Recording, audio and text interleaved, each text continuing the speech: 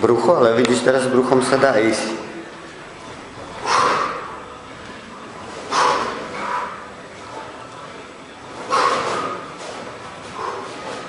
Hlava. Tak. Že bol to super pocit, keď som si urobil ten môj prvý výsledok, lebo na to, aby som mal dobré body, musím urobiť za jednu sezónu 2 výsledky. A teraz už jeden mám hotový, tak sa mi bude, už sa mi jazdilo po tom výsledku s takou ľahkosťou, s takou uvoľnenosťou, lebo už som vedel, že nie je až taký tlak, lebo sa mi ten jeden podaril, ten výsledok. Tak to bol. Podaril sa ti? Podaril to znie, ako keby to tak si mal šťastie, alebo niečo. Nie, konečne som išiel tie 2 jazdy bez chyby. Že som neurobil chybu ani v prvom kole, ani v druhom kole, že som sa na to sústredil, že som si uvedomoval pohyb. Tak. Proste som si uvedomoval presne, čo mám ako robiť a presne mi to vyšlo. V Slovensku, v Kranskej Gore, som si vyšiel najlepšie body v obraku, 32 bodov. Aha. A v druhom kole som spadol a na víťaze som mal v prvom kole 14 stotín. V druhom kole som spadol a som si povedal, hop, rýchlo idem do ešte bránky, no čo už teraz urobím, tak to skúsim dohnať, išiel som do cieľa, aj tak som bol prvý, keď som prišiel do cieľa. Čakal som tých ďalších, nevyšlo to, porazili ma. Čo spôsobilo to, že si spadol? Pad, vnútorná lyža.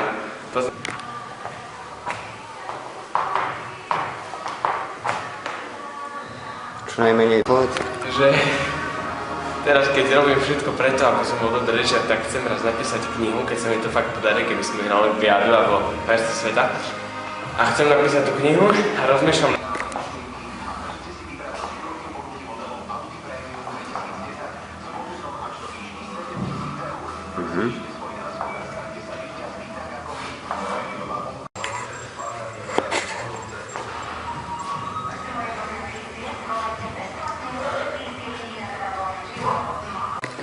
Dobre, takže sa povenujeme. No a tým, že vyskakuje, tým, že bolo zranené, tak ono vlastne, ty ho odľahčuješ podvedome a potom je slabšie a zase keď ho zapojíš, zase buď vyskočí alebo zabolí, alebo niečo.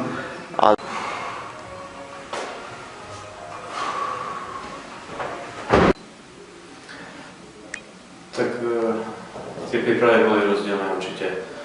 Ako som povedal, tá príprava v kolektíve bola stále, potom výstup, tie tréningy boli stále rovnaké a každý týždeň sme vedeli, čo nás čaká. A tá individuálna príprava bola v tom pekná vlastne, že stále sa to menilo, stále bolo niečo iné, nejaký iný tréning. A pozitívum toho by som vyzvihol to, že keď sme trénovali v tom kolektíve, tak tie tréningy boli asi také stále rovnaké, no a potom prišli aj tie zranenia, že stále sme posilovali štinkami a nezamerali sme sa vlastne na to, čo je najdôležitejšie pre tých. Čiže predtým, než som nastavil toto centrum, som sa nevedel v lyžovaní dostať pod 100 bodov. To som si dal prvý rok takú zamienku, že chcem ísť pod 100 bodov, nepodarilo sa mi to.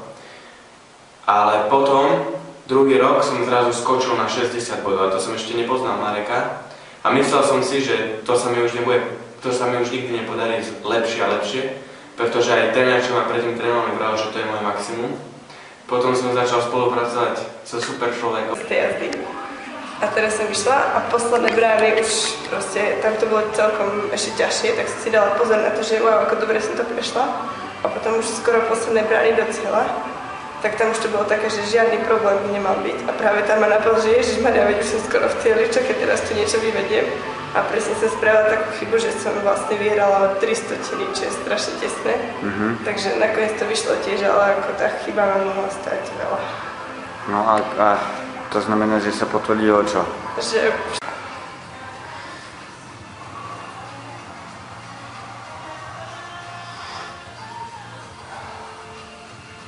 A vždy s výdychom.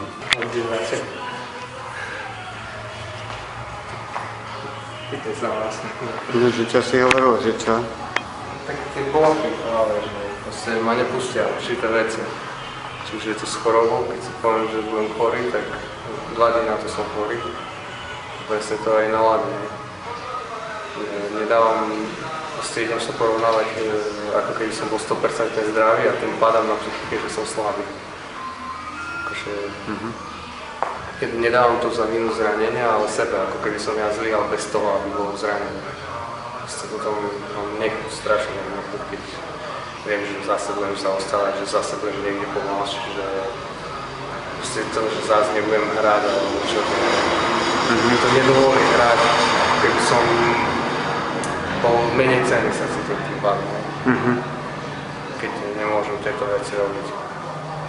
Taká strašný odpor potom vo mne vzniká.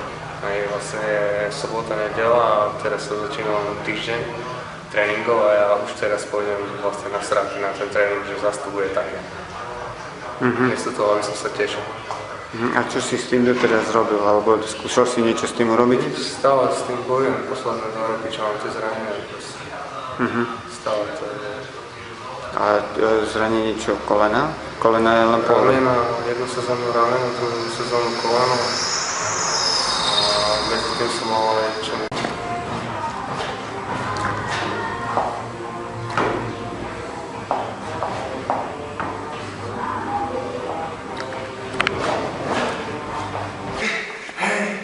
Hej, sokol! Človek na sebe. Dobre, to je ono. Rozprávaš si, dačo, hovoríš.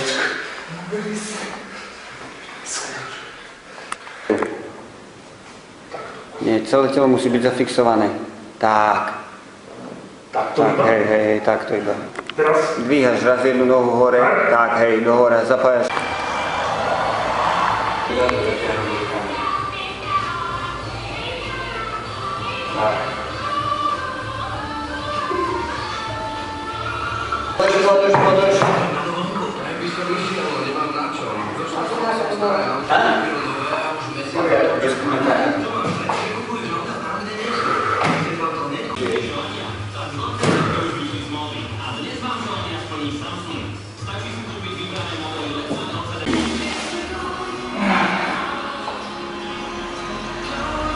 No a rozdiel, potiahni pod seba, rád, tak, zase budeš.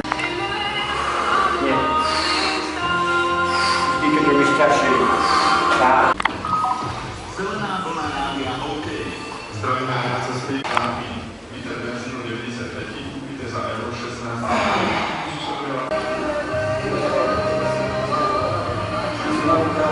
Stati na okne myslieť na niečo. Že by to bolo ty, keď som taký povolený.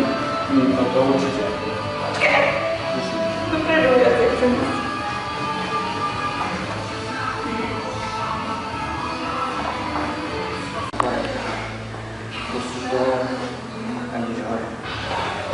Chceš nám niečo povedať? Jasné, je to úplne dobrý pocit, keď tu stojím na pilote a on sa pozrie na seba. A tak ten pohľad nie je až taký dobrý, ale ten pocit je úžasný. A slav? No, áno, je to úžasné cítiť pohyb.